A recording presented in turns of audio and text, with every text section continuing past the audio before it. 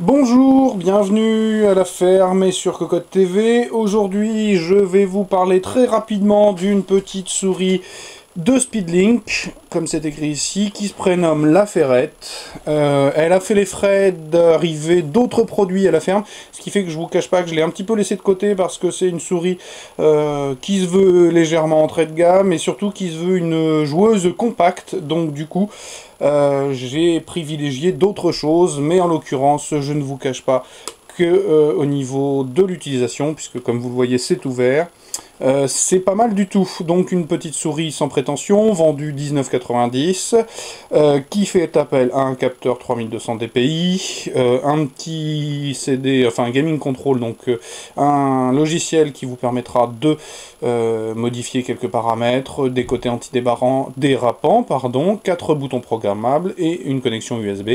Et enfin, un casque d'1,52 m, un casque, pardon, un câble d'1,50 m de long. Voilà, donc dans le bundle, le petit CD de pilote qui va bien, très très simple, et la petite notice rapide d'installation. La souris en elle-même est assez petite, voire même très petite.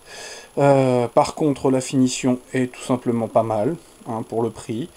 Donc, sur le dessus, vous allez trouver une grosse molette en translucide, avec le petit bouton de réglage de DPI qui va permettre de switcher de 800 jusqu'à 3200, de 400 peut-être même, je peux me tromper. Donc, qui fait appel à du plastique laqué noir, du soft touch, avec mon accent légendaire. Sur le côté, une petite découpe ergonomique avec des pavés antidérapants, comme on le disait, les deux boutons latéraux. De l'autre côté, rebelote, antidérapant à 100 boutons latéraux, cette fois-ci, avec une découpe ergonomique aussi. En l'occurrence, elle est tout à fait agréable à utiliser, ça clique bien, c'est réactif. En dessous, très simple, pas de système de poids, hein, on ne peut pas tout avoir.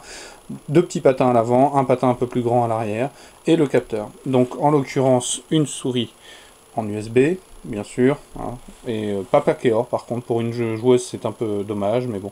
Et un simple câble caoutchouc, tout ce qu'il y a de plus classique.